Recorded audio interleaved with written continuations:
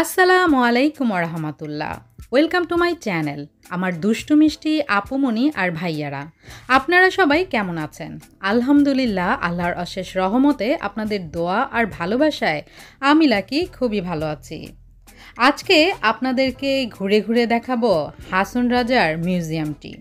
হাসন রাজার মিউজিয়ামটি দেখে আমি খুবই অবাক হয়েছি, কারণ ছোট ছোট অনেক কিছুই খুব যত্ন আর খুব সুন্দর করে সংরক্ষণ করে রাখা হয়েছে। দেখতেই পাচ্ছেন, এখন আমরা ভিতরে চলে যাচ্ছি। মিউজিয়ামটি যদিও তেমন একটা বড় নয়, কিন্তু এখানে অনেক কিছু সংরক্ষণ করে রাখা হয়েছে। তাই ভিডিওর শুরু থেকে শেষ পর্যন্ত দেখার চেষ্টা করবেন, কারণ ভিডিওর শুরু থেকে শেষ পর্যন্ত না দেখলে অনেক কিছুই মিস করবেন।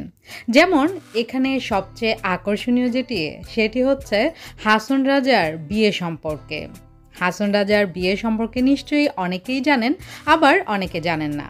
যারা জানেন তারা দেখে নেবেন, আর যারা জানেন না তারা আমার এই ভিডিওটির মাধ্যমে জেনে নেবেন এবং দেখে নেবেন।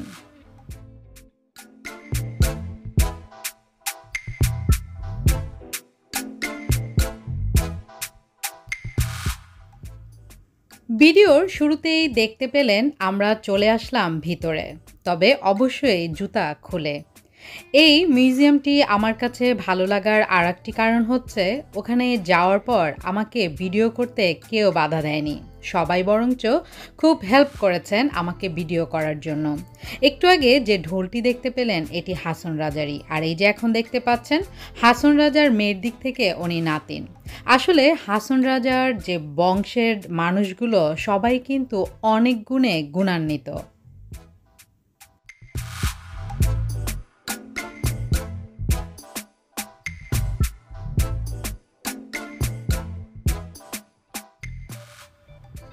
দেখতেই পাচ্ছেন অনেকগুলো বই সংরক্ষণ করা রয়েছে, সাথে রয়েছে অনেকগুলো ছবি।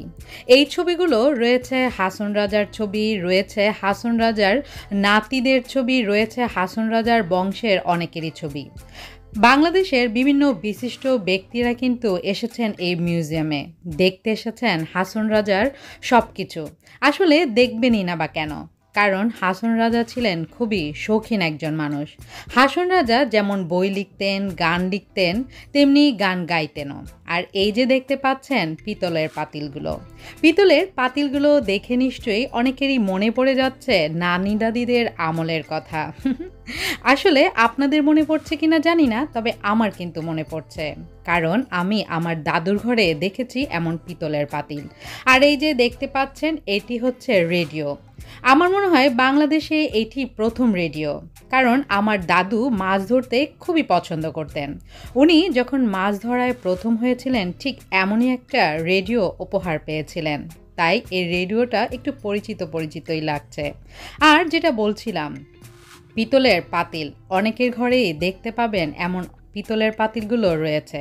আর এই যে দেখতে পাচ্ছেন, এটি হচ্ছে আনোয়ার রাজার ব্যবহৃত রেকর্ডার। ওই রেডিওর পরপরই হয়তো এসেছেন এটি। আসলে ওনারা গান শুনতে, গান গাইতে খুবই ভালোবাসেন। আর এখন যেটি দেখতে পাচ্ছেন ওপরে, এগুলো হচ্ছে সেই সময়ের মুদ্রা। আর নিচের যে বাক্সটা দেখছেন টিনের, এটির মধ্যেই রাখা হতো এই মুদ্রাগুলো। আর এই যে দেখতে পাচ্ছেন ঘড়ি, এই ঘড়িগুলো কিন্তু এখনও অনেক পুরাতন বাড়িতে, রাজবাড়িতে দেখা যায়। আমার দাদুদেরও ছিল 2 ঘরে 2টা। আর এই যে দেখতে পাচ্ছেন কাঠের, এই কাঠের বক্সটি ছোট ছোট বক্স আকারে, এগুলো এই বক্সগুলোতে বিভিন্ন ধরনের মূল্যবান দলিল পত্র যা ছিল তা হাসন রাজা রাখতেন। আর এটি হচ্ছে পিতলের বোল। আসলে আগের দিনের মানুষ কিন্তু পিতলের জিনিসগুলোই বেশি ব্যবহার করত, আর করবেই বা না কেন। আমি শুনেছি পিতলের জিনিস ব্যবহার করা বা পিতলের জিনিসে খাওয়া খুবই ভালো। এটি হচ্ছে পিতলের কলস। পিতলের জিনিসগুলো অনেক বেশি মজবুত হয়, আর এটাতে খাবার খেলেও খুব ভালো।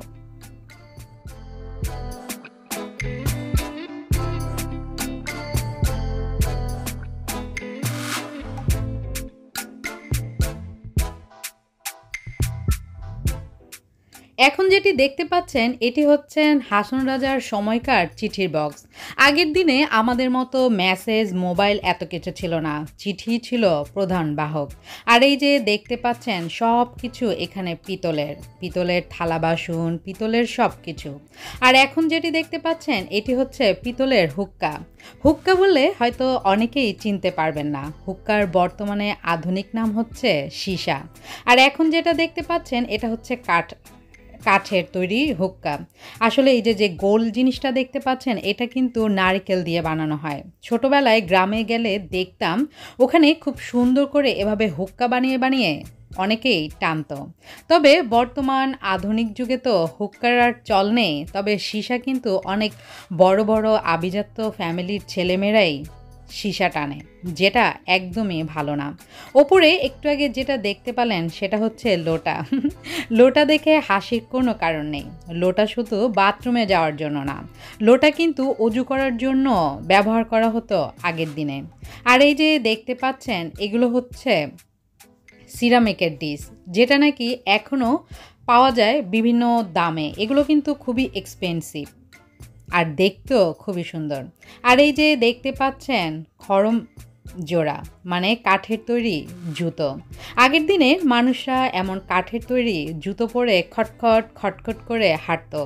যদিও আমি কাউকে স্বচক্ষে দেখিনি এমন জুতা পরে হাঁটতে, তবে টিভিতে কিন্তু অনেকগুলো মুভিতে দেখেছি যখন এই কাঠের খড়মগুলো পরে হাঁটতো তখন ঠক ঠক শব্দ হতো।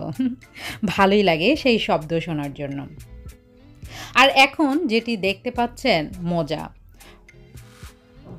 আসলে এমন অনেক জিনিসই সংরক্ষণ করে রাখা হয়েছে এখানে, যা দেখতে খুবই ভালো লাগছে।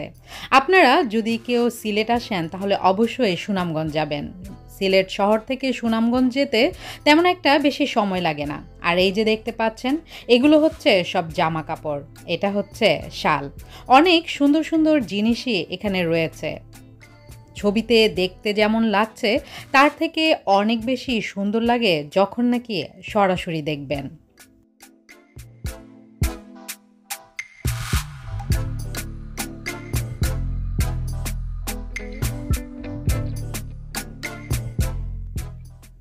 রাজা থাকবে আর রাজাদের সিংহাসন থাকবে না, তা কি হয়? অনেক সিংহাসন না থাকলেও রয়েছে এই চেয়ারটি, তাই ওনারা এই চেয়ারটি খুব যত্ন করে রেখেছেন। আর পাশে দেখছেন যে কালো ট্রাঙ্কটি, এমন ট্রাঙ্ক কিন্তু অনেকেরই বাসায় এখনও রয়েছে, বিশেষ করে গ্রাম দেশে। আর এই তো এখন দেখতে পাচ্ছেন এটি হচ্ছে হাসন রাজার একটি বিশেষ জামা। উনি যখন কোথাও দাওয়াত খেতে যেতেন তখন উনি এই জামাটি পরেই যেতেন। রাজা মহারাজাদের সুন্দর সুন্দর জামা কাপড়ের পাশাপাশি কিন্তু একটা করে তালোয়ার থাকতো। তেমনি হাসন রাজার আমলেরও একটি তালোয়ার, যদিও এই তালোয়ারে তেমন কোনোই ধার নেই।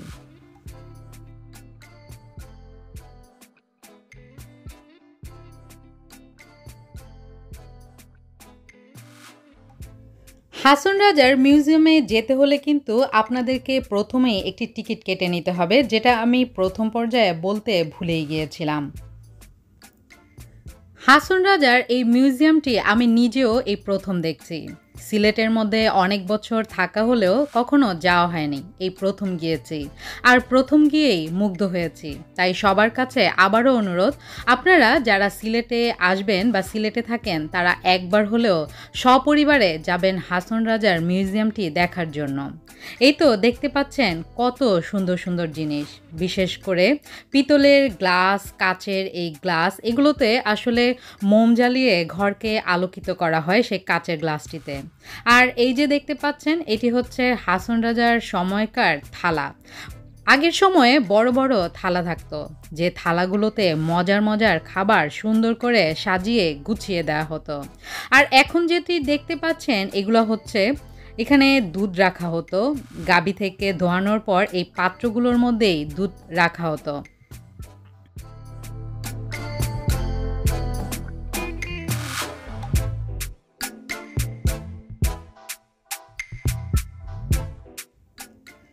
মাটি দিয়ে তৈরি, সিরামিক দিয়ে তৈরি, এছাড়া হচ্ছে পিতলের জিনিস তৈরি, কাঠের এমন সুন্দর সুন্দর অনেক কিছুই দেখতে পারবেন আপনারা হাসন রাজার এই মিউজিয়ামে।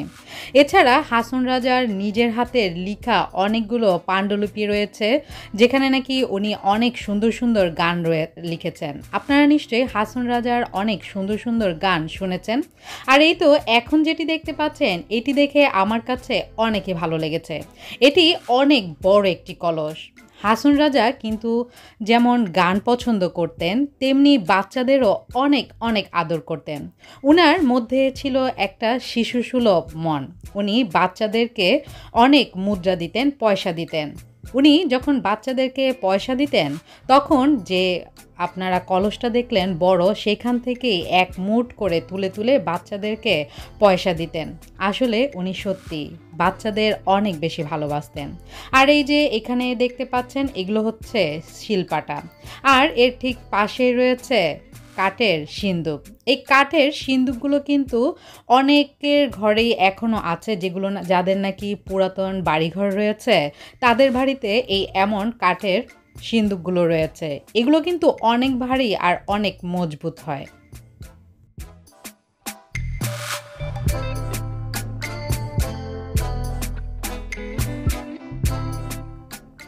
দেখতে দেখতে চলে এসেছি আবার আর এক লোটার কাছে। এটা হচ্ছে হাসন রাজার ছোটবেলার পিতলের লোটা, মানে বদনা। আর এটা কি দেখে নেন, ধূপদান। আগের দিনে ঘরকে ঘ্রাণ করার জন্য ধূপ ব্যবহার করা হতো। এটি হচ্ছে সেই ধূপদানি। আর নিচে যেটা, এটাকে বলা হয় চিলমচি। আর এখন যেটি দেখতে পাচ্ছেন, হাসন রাজারা শুরু থেকে ওনাদের হিন্দু ধর্মের মানুষ থেকে কিভাবে আস্তে আস্তে আস্তে আস্তে করে বংশ পরম্পরায় মুসলমান হয়েছেন, সেটারই একটা লিস্ট দিয়ে দেওয়া হয়েছে। কিভাবে প্রথম হিন্দু রাজা ছিল, তারপরে হিন্দু রাজা ছিল, তারপরে হিন্দু রাজা ছিল, তারপরে প্রথম কিভাবে মুসলমান হয় এবং কত সালে মুসলমান হয়, সেই হিস্ট্রিটাই এখানে দেয়া হয়েছে। আপনারা যখন সরাসরি যাবেন, তখন কষ্ট করে একটু পড়ে জেনে নেবেন।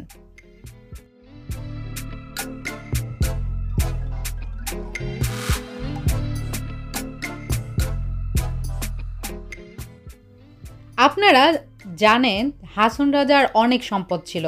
আর এই যে কাঠের যে সিন্দুকটি দেখতে পাচ্ছেন, অনেক লম্বা।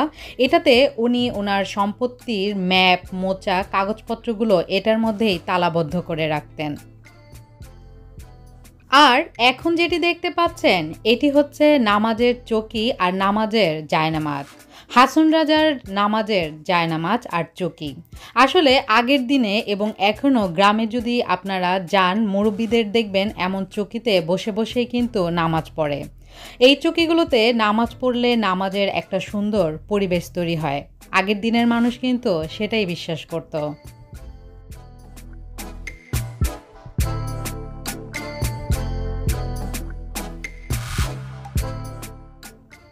আপনারা ঘুরে ঘুরে মিউজিয়ামটি দেখুন, আর আমি পুরনো কথা নতুন করে বলে নেই। আপনারা যারা আমার ভিডিও আজকে প্রথম দেখছেন, তারা অবশ্যই আমার চ্যানেলটি সাবস্ক্রাইব করে বেল আইকনটি ক্লিক করে রাখবেন, যেন আমি ভিডিও আপলোড করার সাথে সাথেই নোটিফিকেশন পেয়ে আপনারা আমার ভিডিও দেখতে পারেন এবং সুন্দর সুন্দর কমেন্টস করতে পারেন। আর অবশ্যই আমার ভুল ত্রুটি হলে সেটাও কমেন্টসের মাধ্যমে জানিয়ে দিবেন, আমি শুধরে নেওয়ার চেষ্টা করব। আর যারা সবসময় আমার ভিডিও দেখে সুন্দর সুন্দর কমেন্টস করেন, তাদেরকে তো অন্তরের অন্তঃস্থল থেকে অনেক অনেক দোয়া আর ভালোবাসা। এই তো এখন যেগুলো দেখতে পাচ্ছেন, এগুলোই হচ্ছে কিন্তু হাসন রাজার নিজ হস্তে লেখা অনেক পাণ্ডুলিপি। আর এখানেই রয়েছে ওনার স্ত্রীদের বিভিন্ন ধরনের জিনিস। তবে উনি জানা মতে 7টি বিয়ে করেছিলেন, আর অজানা মতে কতগুলো বিয়ে করেছেন সেটা আমাদের অনেকেই জানা নেই। 7টি বিয়ের মধ্যে 4টি বিয়ের কাবিননামা রয়েছে, আর বাকিগুলোর কাবিননামা নেই, তবে অনেকেই জানেন। আর এই যে দেখতে পাচ্ছেন দাবা, আমরা অনেকেই মনে করি দাবা বুদ্ধিমানদের খেলা। সত্যি দাবা কিন্তু অনেকেই খেলতে পারেন না। আর আমাদের ইসলাম ধর্মে অবশ্য দাবা খেলা একদমই নিষেধ।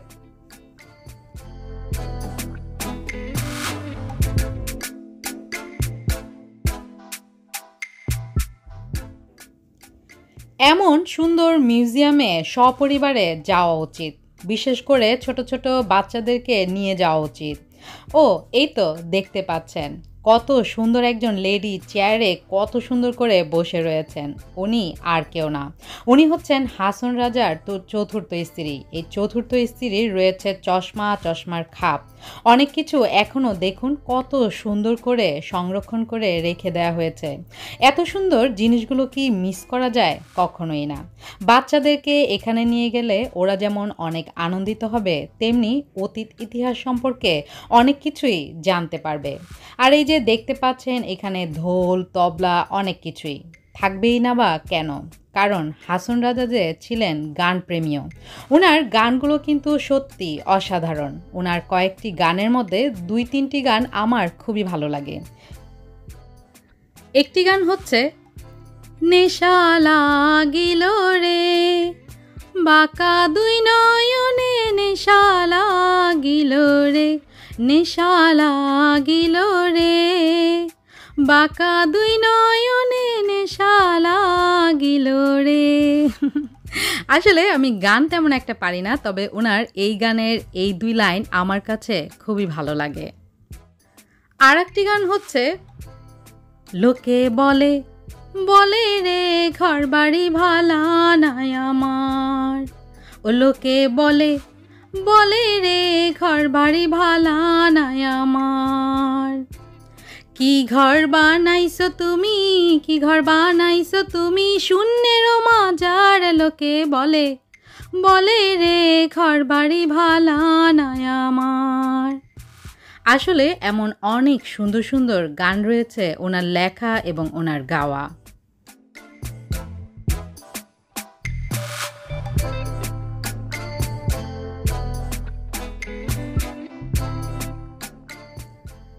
এই তো এখন যেটি দেখতে পাচ্ছেন এটি হচ্ছে শীতল পাটি। আসলে শীতল পাটি সবসময়ই খুব জনপ্রিয় বাংলাদেশে। বর্তমানেও কিন্তু অরিজিনাল শীতল পাটির অনেক চাহিদা। এগুলোর প্রাইস কিন্তু এখনও অনেক দাম। শীতল পাটিতে ক্লান্ত শরীরটা হেলে দিলে অনেক আরাম লাগে। আর এই তো দেখতে পাচ্ছেন অনেক কিছু। হাসন রাজা যে শুধু বাংলাদেশের জন্য অনেক কিছু করেছে, বাংলার মাটিতেই ওনার অনেক সম্পদ রয়েছে তা কিন্তু নয়। উনি ঘুরতেও অনেক বেশি পছন্দ করতেন, তাই বিদেশের মাটিতেও রয়েছে ওনার অনেক স্মৃতি, যা আমার এই ভিডিওর শেষ দিকে দেখতে পারবেন।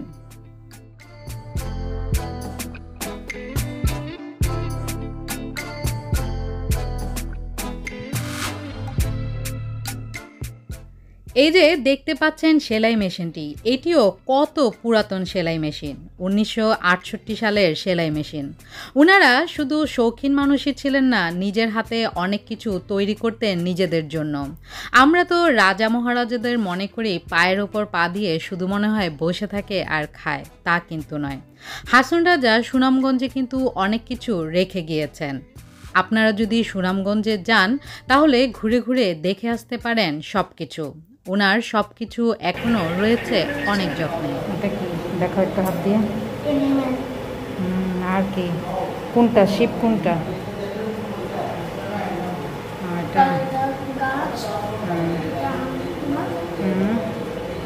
আর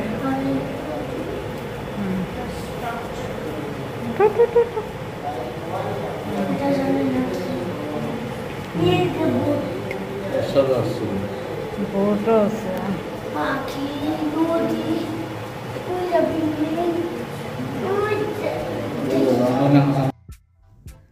আর দেখতেই তো পেলেন আমার ছেলে, সে তো মহা খুশি। আর ওর প্রশ্নের তো শেষ নেই, ঘুরে ঘুরে দেখছে আর আমাকে অনেক কিছু প্রশ্ন করছে। আসলে বাচ্চাদের প্রশ্নের উত্তর দেওয়াটা কিন্তু খুবই জরুরি। প্রশ্নের উত্তর না দিলে ওরা জানবে কিভাবে আর শিখবে কিভাবে। আমার বাচ্চারা এখানে গিয়ে তো খুবই খুশি। আর এই যে দেখতে পাচ্ছেন 1860 সাল থেকে আজ পর্যন্ত 2021 সাল পর্যন্ত হাসন রাজার কুড়ে ঘরের যে খাম্বাগুলো রয়েছে কাঠের, সেই 2টি খাম্বা এখনও কিন্তু রয়েছে। আসলে ওনারা এগুলো খুব যত্ন সহকারে রয়েছে। যাই হোক, বকবকলাকি বকবক করতে করতে কিন্তু আপনাদের সাথে অনেক কিছু শেয়ার করলাম। আসলে সব কিছু দেখাতে গিয়ে আমার ভিডিওটা একটু বড়ই হয়ে গিয়েছে, কেউ কিছু মনে করবেন না। সবাই ভালো থাকবেন। আজকে তাহলে এখানেই বিদায় নিয়ে নিচ্ছি। আল্লাহ হাফেজ।